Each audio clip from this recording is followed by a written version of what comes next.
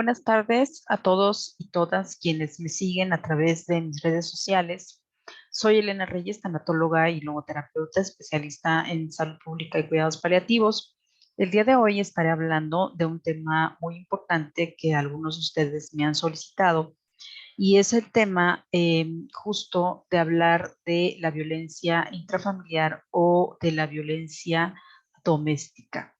Eh, este punto de vista es más terapéutico, psicoemocional. Es un tema que ha repercutido en la vida de la gran parte de la población femenina, ¿sí? Y tiene un alto porcentaje en los miembros de nuestra sociedad. Actualmente, la mayoría de las mujeres que se documenta o que se ha documentado en las estadísticas es víctima de violencia intrafamiliar o violencia doméstica por parte de su pareja o de su expareja. Y esto no solamente es un problema que le afecta a las mujeres, sino que también les puede afectar a los hombres en un muy mínimo porcentaje, pero que también puede suceder entre los hombres. Es un problema no solamente individual, sino que también es un problema social. Todas en algún momento de nuestra vida o todos en algún momento de nuestra vida hemos experimentado la violencia o hemos sufrido violencia, ya sea por parte de algún familiar o alguna persona externa. Sin duda vivimos en un mundo cada día más complejo, más atroz, más feroz y con mucho odio y resentimiento, pues por parte de algunas personas y que lamentablemente estas personas necesitan ayuda y acompañamiento porque no reconocen la necesidad de sanación tanto emocional como espiritual. La violencia doméstica se ha caracterizado durante esta pandemia porque ha afectado a todas las clases sociales, no ha hecho ningún tipo de distinción y en los últimos años pues ha cobrado la vida de muchas mujeres, sobre todo a causa de los feminicidios y en el caso de los hombres por homicidios dolosos. Algunos datos de la Asociación Americana de Psicología dice que de todas las víctimas que se reportan anualmente, el 70% pues son mujeres, ¿sí? Y asimismo, quiero adentrarme un poquito sobre el tema de las definiciones de la violencia doméstica. La Asociación Americana de Psicología nos dice también que la violencia es un patrón de conductas abusivas que incluye un amplio rango de maltrato físico, sexual y psicológico, causado por una persona en una relación íntima con otra o en algún tipo de relación para ganar poder o mantener el abuso de poder, control y autoridad sobre otra persona. También algunos datos importantes y definiciones sobre la violencia intrafamiliar, como también se le conoce, es que es un acto de poder u omisión intencional que va dirigido específicamente a dominar, someter, controlar o agredir física, verbal o psicoemocionalmente, así como sexualmente, a cualquier integrante de la familia dentro o fuera del domicilio familiar. Así, esto se realiza por parte de alguien que tiene algún parentesco y pues esto puede darse en el matrimonio, en el concubinato o a partir de una relación que tenga por efecto causar algún tipo de daño. La violencia familiar también se considera cualquier conducta descrita contra otra persona y que esté sujeta, en este caso, a la custodia, guarda, protección y educación o instrucción, así como el cuidado. En este caso puede ser la violencia familiar que se da hacia los niños, niñas y adolescentes. Es importante saber que estas conductas violentas también pueden ser de menor intensidad o de menor frecuencia y son, de la misma forma dañinas para la salud física y emocional de los niños, niñas y adolescentes, y que también se constituye como una transgresión a su dignidad y a los derechos humanos. Por eso es importante ir acotando la violencia desde sus diferentes perspectivas y desde sus diferentes contextos. Entonces, la violencia existe en diferentes formas, aunque las más crueles son las conocidas como la violencia física y sexual. En la violencia física, para hacer algunas definiciones de importancia, tenemos los actos intencionales en el que se utiliza alguna parte del cuerpo o se lesiona o se lastima alguna parte física del cuerpo. En la violencia sexual son acciones o omisiones que van a amenazar y que van a poner en riesgo o a lesionar la libertad, la seguridad y el desarrollo psicosexual de una persona. En la violencia patrimonial, que ese es otro tipo de violencia, son actos o omisiones que ocasionan daño directo o indirecto a algunos bienes muebles o inmuebles, tales como el vulnerar la propiedad o la posesión de una persona. En este caso también se habla de la violencia económica, cuando hay acciones o omisiones que afectan la economía del sujeto pasivo o de la persona que es la víctima a través de las limitaciones encaminadas a controlar el ingreso de sus percepciones económicas. Y está la violencia contra los derechos productivos o reproductivos. Los actos o omisiones que limitan o vulneran el derecho a las mujeres a decidir libre y voluntariamente sobre su función reproductiva. Aquí hablamos de cuando hay algún tipo de violencia para que puedan abortar o permitan el aborto o se practique en algún legrado o incluso en cuántos hijos van a tener o quieren tener. Este tipo de violencia pareciera que no existe, pero la realidad es que sí existe y se da mucho en las relaciones de pareja.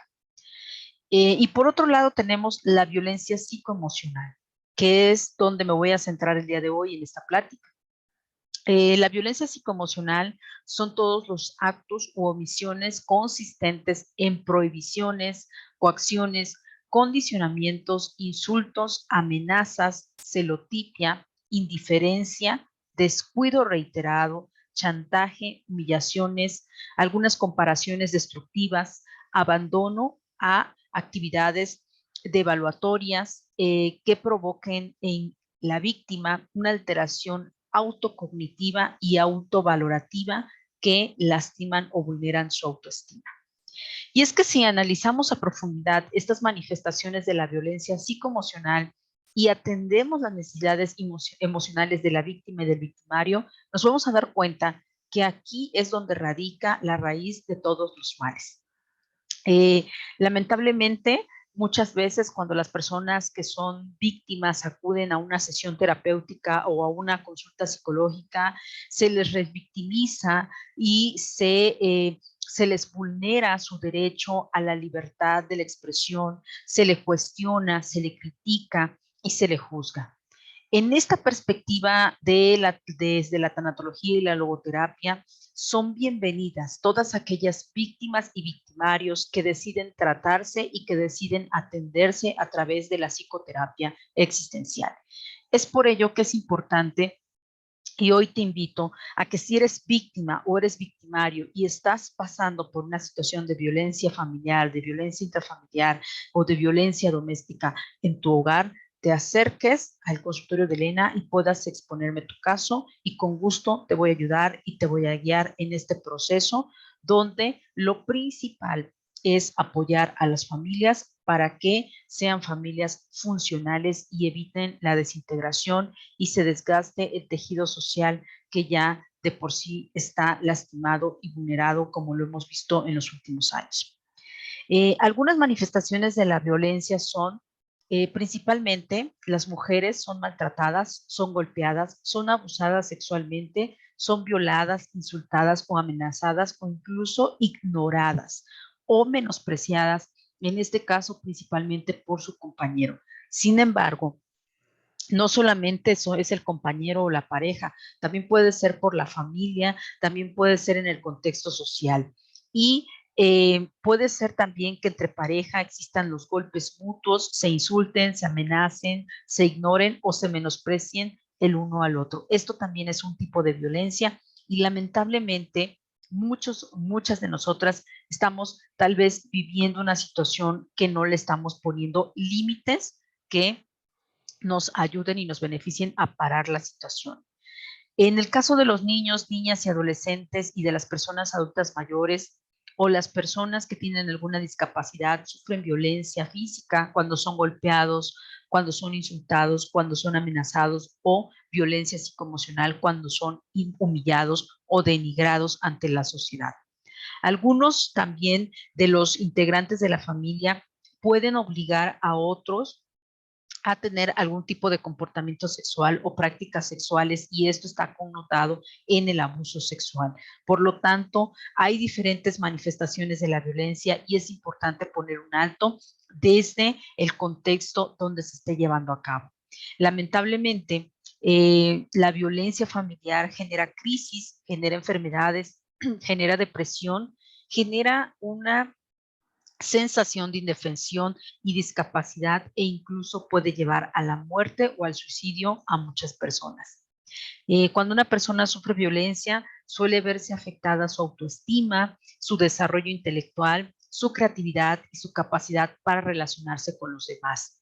Las niñas, niños y adolescentes que son maltratados pueden mostrar signos de depresión, agresividad, rebeldía, dificultad también en el caso de los adultos para asumir responsabilidades en la familia, o en el caso de los jóvenes en la escuela. Van a tener bajo rendimiento también, y pueden llegar a relacionarse con personas o grupos que se les impulsen a realizar conductas dañinas, conductas ilícitas, como consumir alcohol, drogas o cometer algún tipo de delito. Es por ello que la violencia ha sido la raíz de todos estos males, de la drogadicción, del alcoholismo, de las actividades dañinas e ilícitas, porque lamentablemente el tejido social dentro de la familia se ha ido rompiendo con el paso del tiempo. Eh, en un estudio realizado por el Instituto Nacional de las Mujeres, describe los rasgos y los estragos sociales que ha causado el confinamiento durante la pandemia de COVID-19, donde la violencia contra las mujeres ha aumentado considerablemente, y también ha aumentado los casos de violencia en contra de los niños, las niñas y los jóvenes. Las muertes violentas de mujeres tuvieron un incremento en el primer cuatrimestre del año 2020 en comparación con el año 2019. Si bien el feminicidio disminuyó en el 2.1%, lo marca este documento, los homicidios dolosos incrementaron en un 11.7%, y los estados con mayor índice de violencia lamentablemente son la Ciudad de México, el Estado de México, Veracruz, Chihuahua, Michoacán y Guerrero. La violencia que viven también los niños y las niñas los hace particularmente vulnerables cuando dependen de otras personas y no pueden denunciar los hechos violentos de los que son víctimas. Lamentablemente, el 63% de la violencia denunciada por niñas, niños y adolescentes es perpetrada por algún pariente dentro de la familia, ¿sí? Incluso puede ser papá, mamá, puede ser algún tío, algún abuelo que pudiera, o abuela que pudiera estar cometiendo algún acto de violencia. En los adolescentes se presentó el 65.4% de agresiones, y esta estaba vinculada directamente con las jóvenes adolescentes, es decir, las mujeres. Lamentablemente, los síntomas de la violencia que se desencadenan en las manifestaciones físicas, psicosomáticas, hablamos desde la depresión, la ansiedad, el trastorno del sueño, el trastorno de estrés postraumático, trastornos en la conducta, trastornos en la ingesta de alimentos, hay intento de suicidio, puede haber abuso de alcohol, drogas y psicofármacos, como ya lo hemos visto, puede haber mucho miedo, el aislamiento social, la baja autoestima, puede haber también irritabilidad emocional, va a haber y van a presentarse situaciones de dificultad para concentrarse, enojo, ira, y muchas veces esto conduce al suicidio, a la automutilación, al maltrato. También hay una falta de asertividad, una falta de comunicación asertiva, hay pérdida de la seguridad, hay una sensación de indefensión, ¿sí? También pueden haber sentimientos o percepción de vulnerabilidad, sentimientos de culpa. En este caso es importante identificar cada una de estas sintomatologías que lamentablemente nos van a llevar a tener síntomas o síndromes depresivos, síndromes ansiosos, o en su caso secuelas a nivel postraumático. Esto está caracterizado dentro de la violencia. Existe algo que se conoce como el ciclo de la violencia y que fue documentado por la psicóloga estadounidense Leonore Walker, quien ella menciona que cada ocasión y en cada familia y cada episodio de violencia doméstica va a ser diferente, pero que existe un patrón característico que la doctora Walker eh, mm, reduce al final de cuentas en tres fases principalmente. La fase de la acumulación de la atención, que es la primera fase, donde la persona que es victimaria, ¿sí?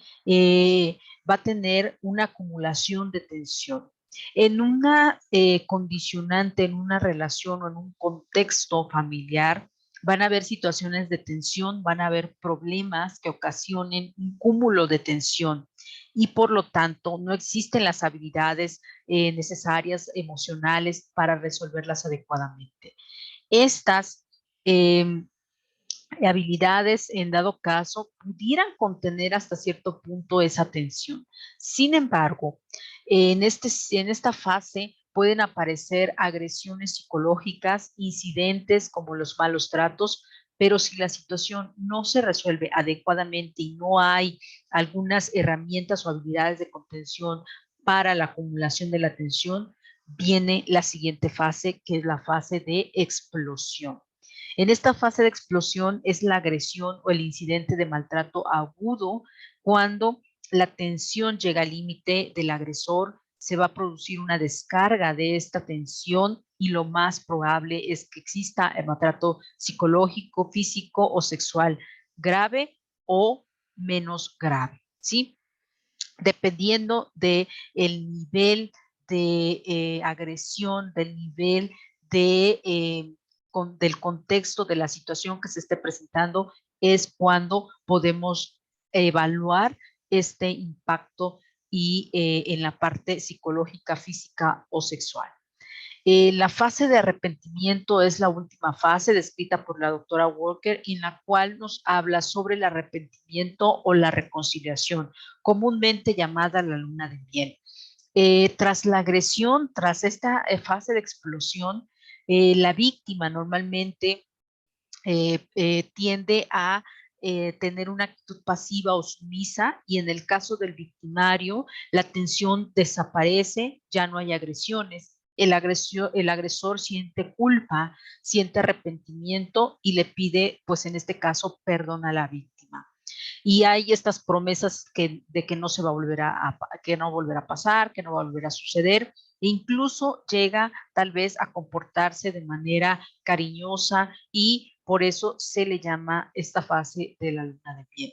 Lamentablemente, la víctima con frecuencia cree que la persona agresora va a ser capaz de controlar y de poder cambiar la situación. Lamentablemente en este ciclo las personas es donde comúnmente vuelven otra vez al inicio y llega otra vez la fase de acumulación de la tensión, la fase de explosión agresiva y por último la fase del arrepentimiento o de la reconciliación.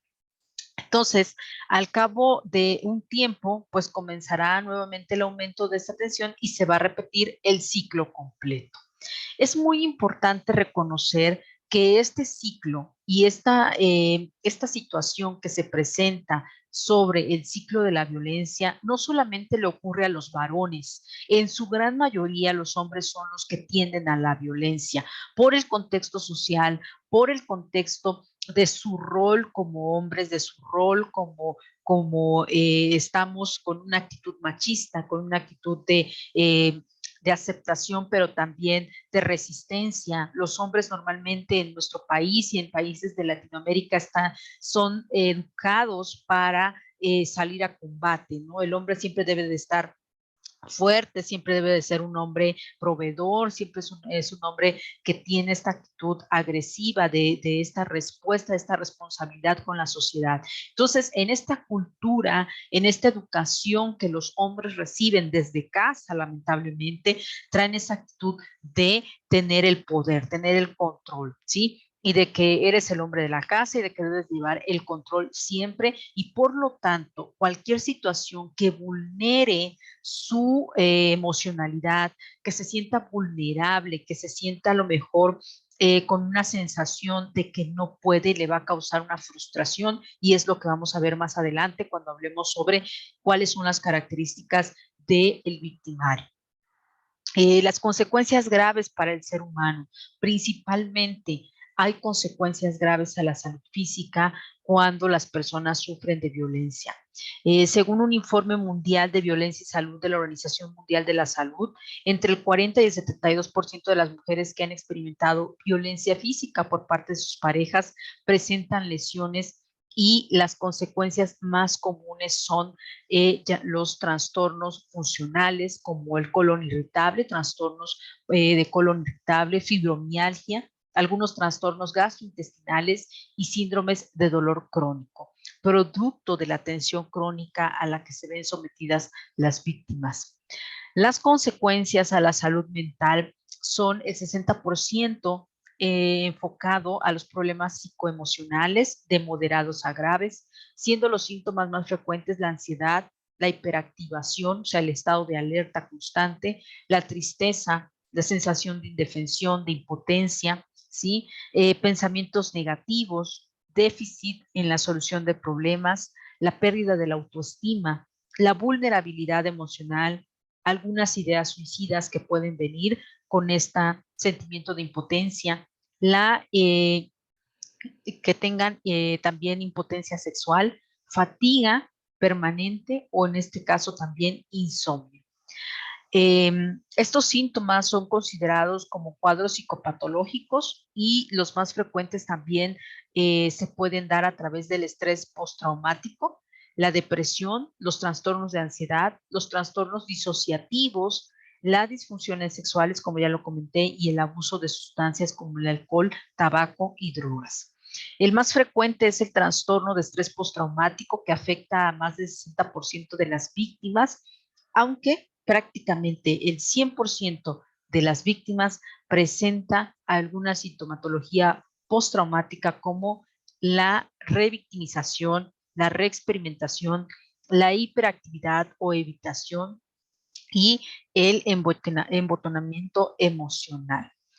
Seguido también por la depresión, que en este caso afecta casi al 50% de las víctimas, y es ahí donde existe este embotamiento emocional, en donde los pacientes no salen de ese proceso de depresión, de ese cuadro depresivo, porque se sienten impotentes, porque se sienten culpables, porque sienten que no han parado o no pararon la situación en su momento. Déjame decirte que las personas que he tratado sobre el tema de violencia y sobre el tema de agresividad durante el tratamiento logoterapéutico y tanatológico han salido adelante de esta situación, de este estancamiento, de este hoyo emocional en el que a veces se encuentran, y que están reexperimentando constantemente estas vivencias emocionales en las cuales, pues, lamentablemente llegan a la mente pensamientos negativos, llegan a la mente también los recuerdos de impotencia, de no poder haber puesto límites para que la persona victimaria pues tuviera este acceso a lastimarlos y a vulnerar su integridad. Las raíces del abuso y de la violencia, aquí me quiero centrar un poco porque de la violencia hay mucha información acerca de la sintomatología, de los procesos que se llevan a cabo, pero me quiero centrar en las raíces del abuso y de la violencia, porque es ahí donde vamos a comprender por qué una persona llega a generar violencia hacia otro, donde llega a tener agresividad hacia otra persona. Desde mi experiencia personal, desde lo que he vivido dentro de los procesos de apoyo y acompañamiento a las personas que han sufrido violencia y de abuso. Déjenme decirles que también he trabajado con algunas personas que son victimarios o que han sido victimarios y que han producido violencia a otras personas. Y quiero enfocarme en algo importante. Eh, la autora Pia Mellody, en su libro sobre la codependencia, describe algunas características sobre el daño emocional del abuso y los procesos que se deben de llevar para poner límites a estas situaciones. Una de las razones fundamentales es que la persona que produce violencia durante el cuidado parental pudo haber sufrido una situación disfuncional, el cual los dañó de diferentes formas o de diversas formas. Estos cuadros parentales disfuncionales, hablamos de familias disfuncionales, pueden marcar nuestros cuerpos, nuestros sentimientos y privarnos no solamente de salud, sino también de distorsionar nuestros pensamientos e incluso pueden llevarnos a una separación de nuestra vida espiritual y nos impide salir de esa situación emocional. Lamentablemente esto genera conductas que nos van a llevar no solamente a la agresividad y al contexto de la desvalorización de nosotros mismos, sino también que nos van a llevar a un vacío existencial y sin sentido. Todo esto durante la niñez de la persona que es victimaria, ¿sí? Es decir, de la persona agresora. En un hogar abusivo, normalmente los familiares o los cuidadores actúan de forma irresponsable y reiterada. En este caso, niegan sentimientos, no existen sentimientos, no existe esta emocionalidad, ¿sí? Y por lo tanto, son personas disfuncionales donde tienen una inseguridad y una vergüenza desde su perspectiva, desde su forma de verse a ellos mismos. No pueden sentir culpa o no sienten esta culpa, no sienten esta vergüenza porque no son conscientes de ella. Está reprimida y está encubierta y esto va a desencadenar una ira y una cólera y por lo tanto van a tener una reacción abusiva, ya sea con ataques directos o indirectos o mediante la desatención y el abandono. Normalmente, la gran parte de los victimarios o de los agresores han pasado por situaciones de familias disfuncionales donde han tenido este tipo de comportamientos por parte de uno de los cuidadores primarios y una persona que no percibe el abuso, que no es consciente de sus propios miedos y de sus propios temores, va a inducir en otras personas este tipo de comportamientos. Una persona que no controla su ira va a inducir esto hacia otras personas, o sea, va a proyectar esa ira, va a proyectar ese coraje, ese rencor, y por ello es importante que si estamos pasando un proceso con una víctima y como víctimas y victimarios, es importante que nos hagamos responsables de estas emociones y trabajar en terapia con ello, porque esto tiene orígenes importantes en la codependencia emocional, la cual es definida de esta forma cuando una persona con codependencia tiende a vivir dos extremos de valoración. Por un lado, puede sobrevalorar sus capacidades o por un lado, puede subestimarlas. Y entonces, dentro de estos rasgos de violencia, de estos rasgos de comportamientos agresivos, la codependencia va a ser un factor importante ya que tiene raíces profundas en la vergüenza y en la inseguridad, en una culpa, en un resentimiento. Muy probablemente muchas de las víctimas han experimentado esta culpa, ¿sí? Pero de una manera en la que la reprimen, ¿sí? La persona victimaria, la persona agresora, esta culpa no la siente, ¿sí? Estas inseguridades no son conscientes en él y por lo tanto este deseo de poder, este deseo de control sobre la otra persona. Entonces es importante que analicemos un tema que es la inseguridad, ¿sí? Un padre, es un ejemplo, un padre durante una situación de vergüenza, donde él se siente avergonzado por alguno de sus hijos, ¿sí? Va a tener esta ira, ¿sí? Va a tener esta vergüenza, esta inseguridad y la va a proyectar a través de los golpes o a través de los reclamos hacia ese joven que a lo mejor cometió algún error, que a lo mejor hizo algo mal en la escuela, que al padre lo mandaron llamar, y entonces esa vergüenza, esa inseguridad, esa situación que la persona está sintiendo, la proyecta a través de los hijos y a través de algún golpe, de alguna actitud agresiva, de alguna palabra como despectiva, como no sirves para nada o me estás metiendo en problemas. Y entonces se tiende a buscar un control sobre la otra persona, en este caso de este ejemplo, sobre este niño, y vamos a tener una condicionante importante que es la agresividad. Entonces se proyecta esta vergüenza, esta inseguridad, esta impotencia hacia una situación agresiva. Vienen los gritos, vienen las amenazas, vienen a lo mejor también los golpes y por lo tanto hay una situación de control. Ahora tienes que hacer las cosas bien porque yo estoy cumpliendo, porque eres mi hijo, o porque tienes que hacerlo así. Y son situaciones que de alguna manera van a generar también una proyección de violencia y de agresividad, no solamente del padre, sino también del hijo. Y por lo tanto, este ciclo, cuando ese niño crezca, lo puede volver a repetir con sus hijos. Entonces, hay algo importante que caracteriza a los agresores, ¿sí? Y que es la hostilidad combinada con la violencia. La hostilidad combinada con la violencia y la agresividad es una fuerza que los motiva, es un impulso, ¿sí? Que puede ser consciente o inconsciente y que está dirigido a procurar o a hacer un daño o destruir algo. Puede ser un objeto, eh, puede ser un animal, puede ser plantas. Un ejemplo que siempre pongo es que cuando uno regaña a un niño, ¿sí? A un pequeñito, regañamos a nuestros hijos y les damos un manazo, el niño va y lo primero que hace es golpear al perro, ¿sí? O golpear o aventar sus juguetes, ¿no? Entonces, cuando le decimos esto está mal a nuestro hijo y lo regañamos, lo primero que hace nuestro hijo es tirar los juguetes o darle una patada al perro.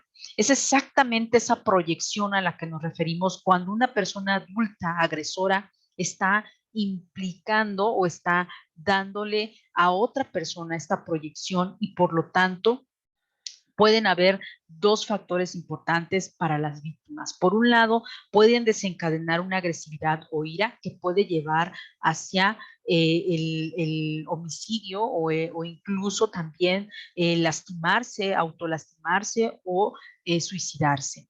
Y también por el otro lado está el que sea una persona pasiva, ¿sí? Que no comente, que no diga lo que está sucediendo y que guarde ese dolor y ese sufrimiento.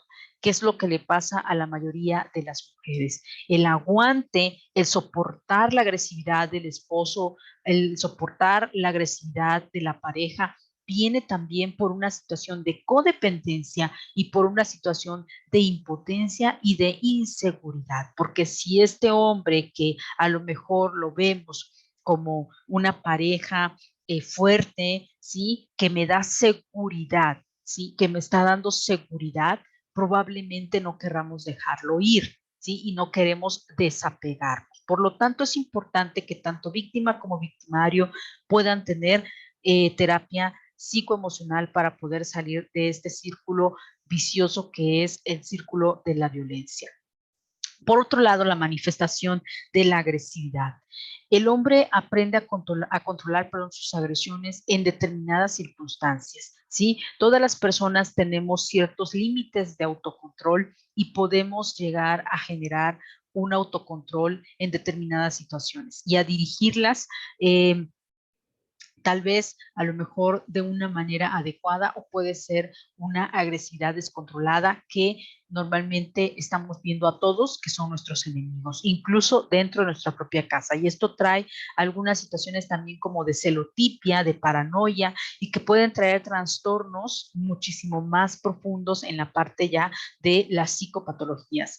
Entonces, esta agresividad que viene por parte de las personas, sobre todo de los hombres, caracterizando un poquito este tema de el maltrato hacia las mujeres, déjenme decirles que no solamente el maltrato es hacia las mujeres, sino que también hay mujeres que maltratan a los hombres. Y esto es muy importante que hablemos en nuestro país porque tenemos que hablar sobre el maltrato, tenemos que hablar sobre la violencia, tenemos que saber cómo controlar nuestras emociones, sobre todo en las situaciones en las que hoy estamos viviendo, como es el confinamiento, como es en la pandemia.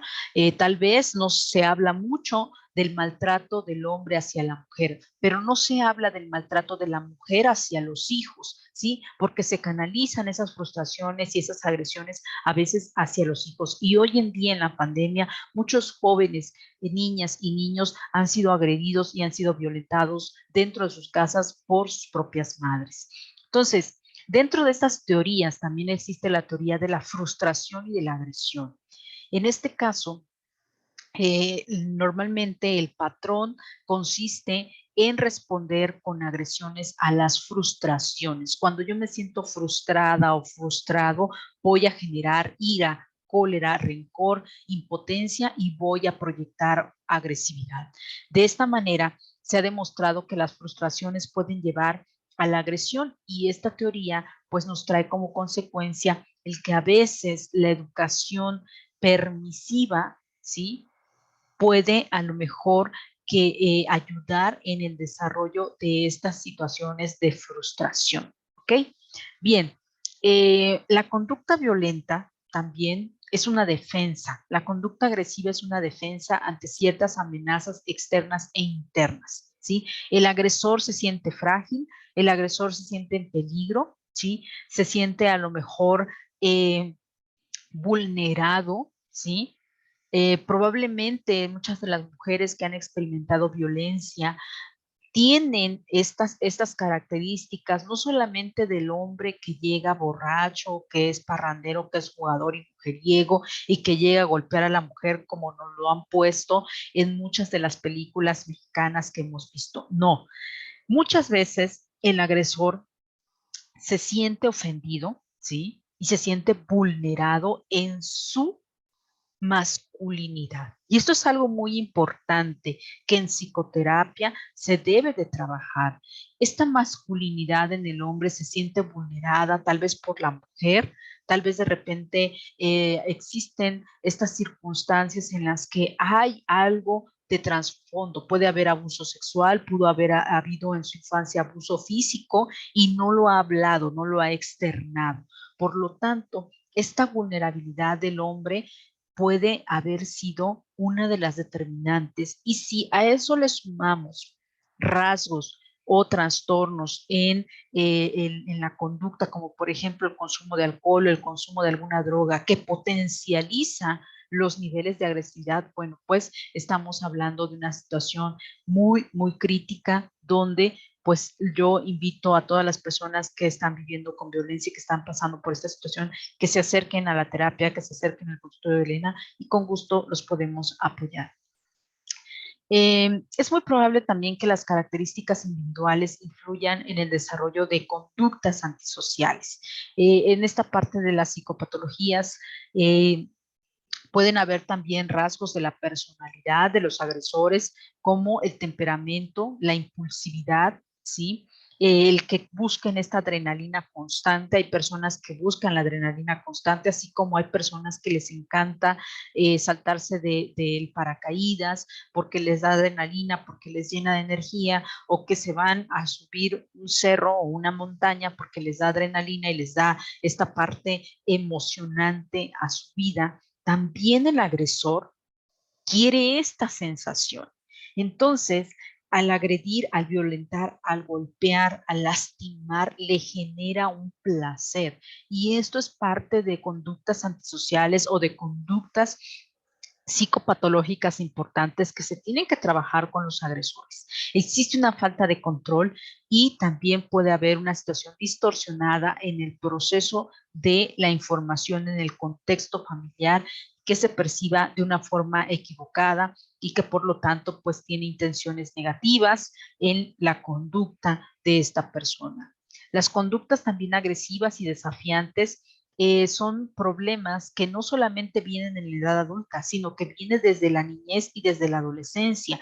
Existen jovencitos o niños que son de repente acostumbrados o que son hijos únicos o que son están acostumbrados a que se les sirva, ¿no? A que estas personas de repente tienen conductas agresivas y desafiantes como pues primero soy yo, ¿no? La atención debe de ser toda para mí. Entonces son personas que viven en el egocentrismo y que por lo tanto también lleva a conductas como la agresividad, conductas desafiantes. Entonces, los hombres normalmente son los que presentan este tipo de características y es importante que tengamos presente estos comportamientos, no solamente en la edad adulta, sino desde la niñez.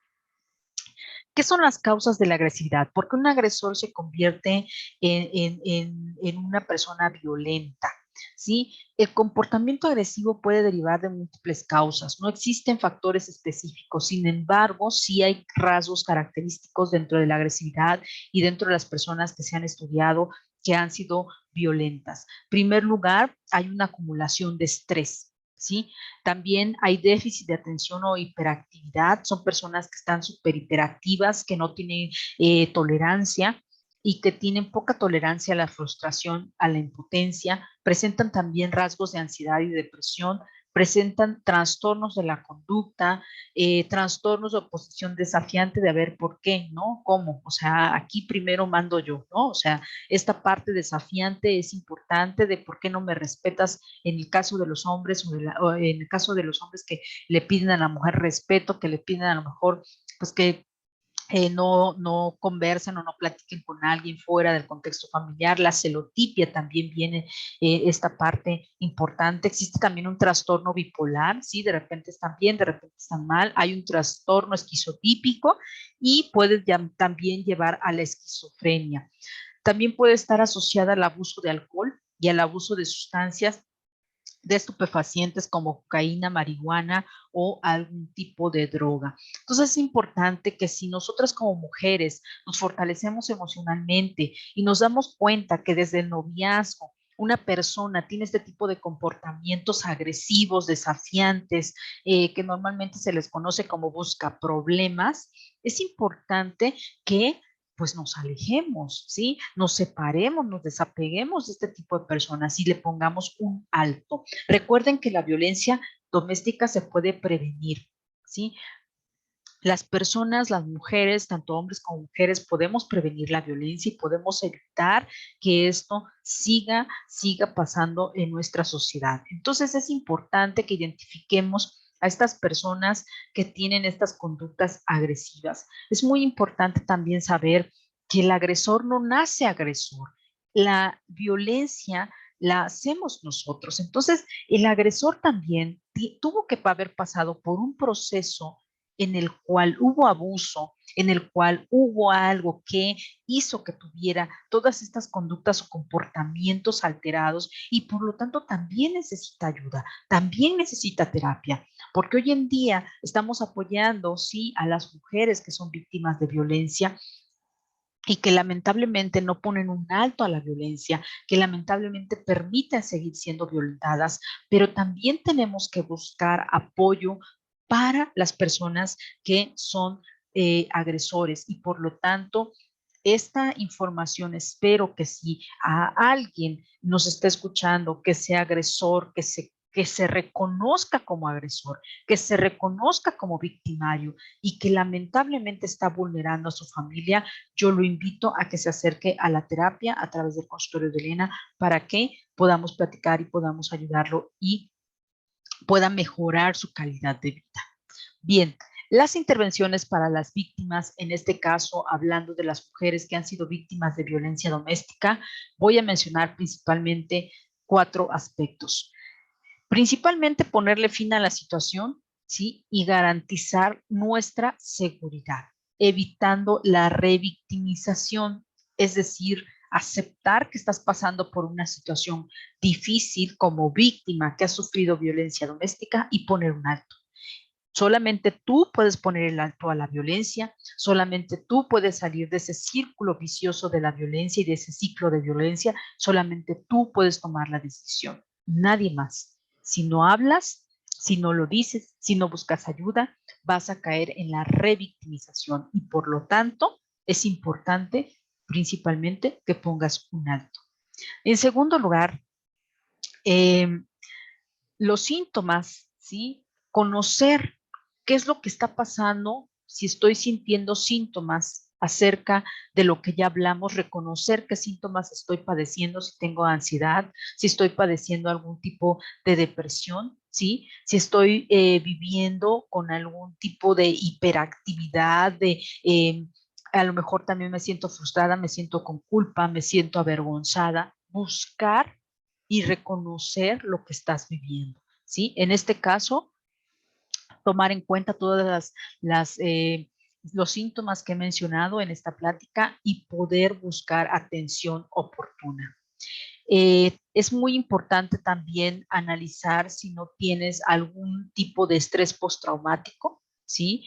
Analizar también tus valores, tu autoestima, tus sentimientos de culpa o problemas, si a lo mejor ya estás teniendo problemas en el trabajo, algún problema personal que te esté ocasionando el tema de la violencia en casa, aunque sea mínimo, pero si tú no te sientes a gusto y sientes que algo no está caminando bien, es importante que lo hables y que lo digas para que se te pueda ayudar. Aliviar el sufrimiento y la mejora de las condiciones de vida. Esto es muy importante. Por eso es que a través de la tanatología y de la logoterapia les ayudamos a las personas que pasan por una situación de duelo durante la violencia y durante el abuso a aliviar el sufrimiento y el dolor y a saber también perdonar. Saber que la persona que es victimaria, el agresor, también ha pasado por un proceso de sufrimiento que lo llevó a desencadenar estas conductas y que el reconocimiento de que esa persona no está bien es importante para que tú te puedas liberar emocionalmente, para que puedas liberarte espiritualmente también y buscar esa reconexión espiritual, buscar esa sanación y que puedas mejorar tu calidad de vida y la de tus hijos o la de tu familia. La intervención psicoemocional es importante, nos ayuda a superar el trastorno y los síntomas postraumáticos que nos deja la violencia doméstica. Un programa correcto y efectivo de intervención psicoemocional apoyado desde la tanatología y desde la logoterapia va a ser importante para poder conseguir la superación de estos problemas psicoemocionales que tanto nos afectan. La mujer tiene que desarrollar estas habilidades y estas herramientas para poder ser resiliente y adaptarse a una nueva realidad y por lo tanto volver a disfrutar de nuevo su vida. Te invito a que me sigas a través de mis redes sociales, a través de Facebook, YouTube y que puedas escribirme también a través de mi WhatsApp al 56 21 43 04 66, donde con gusto te atenderé de forma personal y puedes también agendar sesiones para ti y tu familia, sobre todo si eres víctima de violencia. Mi nombre es Elena Reyes, soy tanatóloga, logoterapeuta, especialista en salud pública y en cuidados paliativos. Gracias por permitirme compartir con ustedes esta sesión virtual y recuerden que si les gustó denle like y me ayuden a compartirla.